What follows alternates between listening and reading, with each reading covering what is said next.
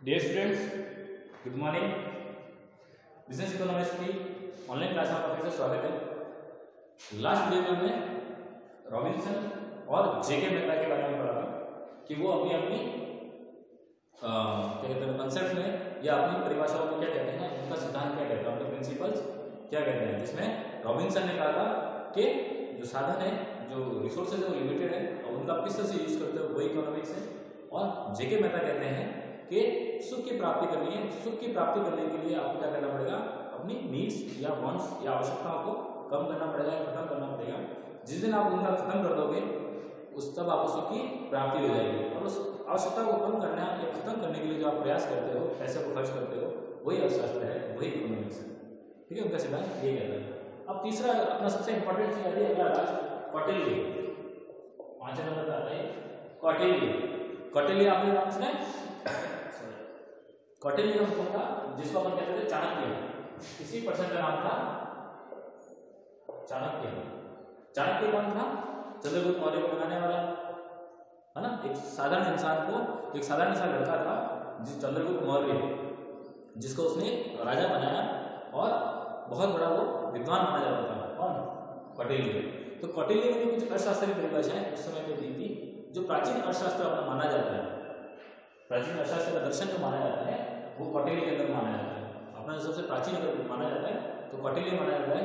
But चूंकि अपने जो इतिहास है वो बाद में वामपंथी अंग्रेजों द्वारा लिखा गया, इसलिए एडम स्मिथ को आप हमेशा ध्यान रखना। अगर वो कहता है कि अर्थशास्त्र का जनक या उसका फादर ऑफ द इकोनॉमिक्स कौन है, तो कौटिल्य नहीं होंगे, जबकि कौटिल्य उससे पुराना है, फिर भी एडम स्मिथ को उसका जनक माना जाता है, उसका फादर माना है, फादर ऑफ द इकोनॉमिक्स कहा जाता है, या अर्थशास्त्र का जनक कहा जाता है एडम स्मिथ को। कौटिल्य को नहीं कहा जाता है, जबकि कौटिल्य उससे पहले वो सिद्धांत दे चुके थे, है ना। बट अब इस थ्योरी में अपन पॉलिटिकली अपन वो हिस्ट्री नहीं पढ़ रहे, अपन उसमें नहीं जाएंगे। अपने ध्यान इतना रखना है कि जो अगर फादर ऑफ इकोनॉमिक्स कहा जाता है वो एडम स्मिथ है, ना कि कौटिल्य। तो कौटिल्य जो अर्थशास्त्र था उस समय कैसा था, राजा महाराजाओं का समय था। राजा महाराजाओं का समय था और राजा जो था वो आर्थिक समृद्धि का केंद्र माना जाता था कि राजा अगर सही तरह से रूल्स रेगुलेशन बनाएगा, राजा सही तरह से पैसा कर से लेगा और उसको लोगों के कल्याण के ऊपर खर्च करेगा तो देश समृद्ध हो जाएगा, देश के पास प्रॉस्पेरिटी आएगी, बहुत समृद्ध हो जाएगा।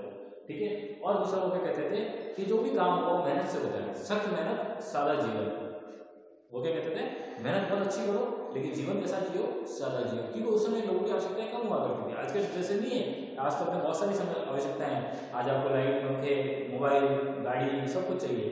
पहले ऐसा कुछ नहीं हुआ करता था। लोग पैदल चला करते थे, कोई लाइट्स वगैरह नहीं हुआ करते थे, टीवी नहीं हुआ करती थी, मोबाइल नहीं हुआ करते थे, लैपटॉप्स नहीं होते थे, इंटरनेट नहीं होता था, बिल्कुल सिंपल जीवन जीते थे। उनका काम यही था। तो वो क्या कहते थे उस समय, उन्होंने उस जमाने के हिसाब से उन्होंने, लेकिन फिर भी आज भी वो देखा जाए तो कौटिल्य का जो अर्थशास्त्र है बहुत ज़्यादा प्रासंगिक है, आज के समय में भी वो ज़्यादा चलता है। तो उन्होंने क्या कहा था कि सख्त जीवन सादा, सख्त मेहनत सादा जीवन, वो ये कहते थे। ठीक है। तो उनकी कुछ चीज़ें थी, तो उन्होंने क्या कहा, उन्होंने उनके जो अर्थशास्त्र में पाया है कि सबसे पहले जो उन्होंने दिया कंसेप्ट, वो दिया कि धन की प्रकृति और उद्देश्य क्या है, what is the objective and nature of wealth. ये जो धन आपका पड़ा है क्या, वो उसका उद्देश्य क्या है, प्रकृति क्या है।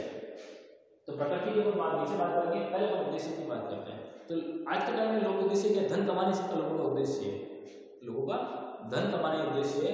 बट जो कौटिल्य थे उन्होंने कहा कि धन कमाना उद्देश्य नहीं, धन तो एक क्या है, जीवन जीने का साधन है, जीवन जीने का साधन है।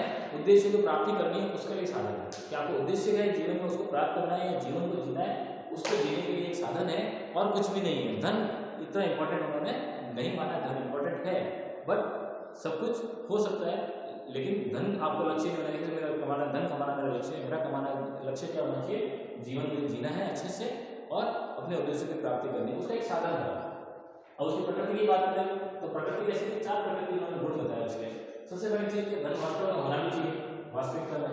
आपसे सपनों में शेख चिल्ली की तरह सपने देख रहे हो कि हाँ मेरे पास धन होगा, ये होगा या मैं सही खरीद लूंगा, तो ऐसा नहीं होता है। धन वास्तविकता होनी चाहिए, उसके ऊपर उसकी यूटिलिटी भी होनी चाहिए। मेरे पास पैसा है लेकिन मैं खर्च करूँ, मुझे ये नहीं पता है, इतना पैसा भी काम का नहीं है। उसका उपयोगिता होनी चाहिए, उसकी यूटिलिटी होनी चाहिए कि जब मैं उस पैसे को खर्च करूँगा तो मुझे कुछ उससे प्राप्त होगा। लोग होते हैं ऐसे पड़े पड़े सड़ रहे हैं अकाउंट के अंदर, ठीक है ना। तीसरा था हस्तांतरण। हस्तांतरण करने की ताकत भी इसके अंदर होनी चाहिए। ऐसा नहीं होना चाहिए कि धन जो आपके पास पड़ा है, पहले जैसे के जमाने में क्या होता था, वस्तु विनिमय हुआ करता था, है ना। तो वस्तु विनिमय में क्या होता था, वस्तु के बदले वस्तु दी जाती थी। तो यहाँ पे धन अगर यूज करना शुरू करा है आपने, तो उसका भी हस्तांतरण ट्रांसफर होना बहुत जरूरी है, वो ट्रांसफरेबल होना चाहिए। ऐसा नहीं हो कि धन आपने संचित करके इकट्ठा करके अपने पास में रखा हुआ है, चूहे खा जाएगा चलेगा, लेकिन किसी को दूंगा नहीं, खर्च नहीं करूंगा, कंजूस हूँ, तो वो भी नहीं होना चाहिए। उसके हस्तांतरण की गुण भी ट्रांसफरेबल होना चाहिए। और लास्ट आपका डोनेशन की ताकत भी होनी चाहिए, दान करने की शक्ति भी होनी चाहिए। क्योंकि पहले के लोग क्या कहते थे कि जो पहले के लोग थे वो धार्मिक रूप से एक दूसरे से जुड़े हुए, धार्मिक नैतिकता और दान ये सब वो बहुत बड़ी बात माना करते थे। आज के समय में उसको चीज़ों को काफ़ी लोगों ने कम कर दिया। बट पहले के लोग कैसे होते थे, बिल्कुल धार्मिक हुआ करते थे, धर्म पे दान पुण्य करते थे, धर्म पे खर्च करते थे, नैतिकता पे खर्च करते थे कि किसी को पानी पिलाना तो लोग प्याऊ खुदाया करते थे, है ना। वो आज जब हम छोटे थे तभी चला करता था जब, लेकिन वो कंसेप्ट खत्म हो गया काफ़ी जगह, लोग प्याऊ बंद कर दिया। तो वो सब चीज़ें होती थी। तो वो क्या कहते हैं कि धन जो है वो एक जीवन जीने का साधन है, उद्देश्य की प्राप्ति का साधन है, और उसके अंदर ये 4 गुण होने चाहिए, वास्तविकता, उपयोगिता, हस्तांतरण और दान की शक्ति। फिर जब मैंने सब बताया कि ये प्राचीन काल की बात कर रहे हैं, उस समय में जो राजा महाराजा हुआ करते थे तब क्या होता था, अगर आपको पैसा कमाना है तो नौकरियां उस समय इतनी नहीं मानी जाती थी, नौकरी बहुत कम लोग करा करते थे। सबसे ज़्यादा अगर काम किया तो क्या कहते हैं, कृषि का, एग्रीकल्चर, फिर पशुपालन, और फिर था बिजनेस, वाणिज्य, ठीक है ना। नौकरी बहुत कम लोग करा करते थे, नौकरी को तो सबसे डिप्रेस्ड माना जाता था, लेकिन नौकरी अगर किसी मजबूरी है तो करता है, अदरवाइज नौकरी नहीं करते थे। वैसे मजदूर दास प्रथा थी, दास हुआ करते थे, ऐसा नहीं नौकरियाँ किया करते, राजाओं के यहाँ नौकरियाँ किया करते थे, बट उनकी संख्या काफ़ी कम थी। तो सबसे ज़्यादा महत्व दिया है कृषि को, उन्होंने भी कृषि को सबसे ज़्यादा महत्व दिया है। उन्होंने कहा है कि कृषि के थ्रू आप क्या कर सकते हो, लोगों की सेवा भी कर सकते हो, उनको खाने पीने के साधन भी उपलब्ध करा सकते हो और धन भी कमा सकते हो। पशुपालन और वाणिज्य को उन्होंने बाद में दूसरे दर्जे में रखा, वो भी जरूरी है बट वो दूसरे दर्जे में, उन्होंने कृषि को अधिक महत्व दिया। फिर अगला आता है सार्वजनिक वित्त, पब्लिक फाइनेंस। पब्लिक फाइनेंस क्या होता है, ये चीज होती है कर, जिसको आप कहते हो टैक्स, कर। तो वो क्या कहता था कि राजाओं को कर लगाना चाहिए, ये भी इसी बात का पक्ष कर रहे हैं कि राजाओं को अपनी जनता के ऊपर कर लगाना चाहिए, और उस कर को, पैसा जो आ रहा है कर, वो सरकार को आर्थिक समृद्धि के लिए, इकोनॉमिक प्रॉस्पेरिटी के लिए खर्च करना चाहिए। लोगों के लिए अच्छी सुविधाएं प्रोवाइड कराना है, पानी की व्यवस्था करवानी है, जब उसमें लाइट होती नहीं थी, और आप लोगों को जैसे मार्ग की जरूरत है, कचर से जरूरत है, या और भी कोई चीज़ जरूरत है, तालाब खुलवाना है, लोगों को कुछ दान दक्षिणा देनी है, या जो भी है सैनिकों में खर्च करना है, तो उसके ऊपर उसका खर्च किया जाना चाहिए। वो भी ये कहते हैं कि सार्वजनिक होना चाहिए, पब्लिक के लिए फाइनेंस होना चाहिए। और पब्लिक का फाइनेंस कैसा बनाया जाता है, कर के तरह से। और किसी को ऋण की जरूरत है तो राजा से वो ऋण ले सके, लोन की जरूरत हो तो साहूकार के जाने के बजाय वो राजा से ऋण ले सके, ऐसी व्यवस्था होनी चाहिए। उस समय उन्होंने ये चीज़ की थी कि राजा को टैक्स लेना चाहिए, कर लेना चाहिए, उस कर का जो पैसा आ रहा है वो लोगों पे उसको पैसा खर्च करना चाहिए, और आवश्यकता पड़े तो लोगों को, जनता को लोन या ऋण प्रोवाइड कराना चाहिए। फिर अगला उन्होंने क्या, श्रम को प्रतिष्ठा दी है, इंपॉर्टेंस दी काफी ज्यादा लेबर को, ठीक है। वो क्या कहते थे कि वो दास प्रथा के विरोधी थे, दास प्रथा के होता है ना, बंधुआ मजदूर बना देते थे कि बंधुआ मजदूर ही होना चाहिए, दास होना चाहिए, बट दास को क्या मिलनी चाहिए, उसकी मजदूरी, मजदूर आपने रखा है तो आपको उसको उचित मजदूरी उसको देनी चाहिए, ताकि वो भी अपने जीवन को आगे बढ़ा सके और धन कमा सके, और अपने जीवन जीने का जो साधन है वो प्राप्त कर सके, और जीवन को अच्छे से जी सके। तो उन्होंने क्या कहा, श्रम को प्रतिष्ठा दी है। उन्होंने कहा कि जैसा मैंने बताया था कि पहले सख्त मेहनत करो, लेकिन जीवन सादा जियो, मेहनत खुद करनी है, जीवन में बिना मेहनत के कुछ भी नहीं बनता है। तो उन्होंने कहा कि जो इंपॉर्टेंस है वो लेबर की है, श्रम की है, और श्रम अगर आप किसी और से करवा रहे हो, आप खुद नहीं कर रहे हो, तो उसको उचित मजदूरी भी देना आपका कर्तव्य बनता है। और लास्ट ईयर व्यापार और कीमतों का नियमन, नियम मतलब regulation, regulation of trade and prices.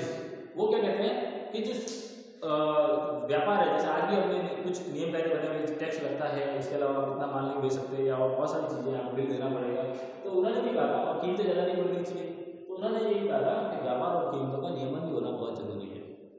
राजा का काम क्या है, टैक्स तो ले रहा है, साथ साथ में व्यापार पे, ट्रेड पे और प्राइसेस, कीमतों के नियमन या रेगुलेशन होना जरूरी है, ताकि ज़्यादा कीमतें ना बढ़े और व्यापार भी ढंग से चलता रहे, इस तरह की प्रतिस्पर्धा ना हो कि कुछ लोग उसमें नुकसान में आ जाए।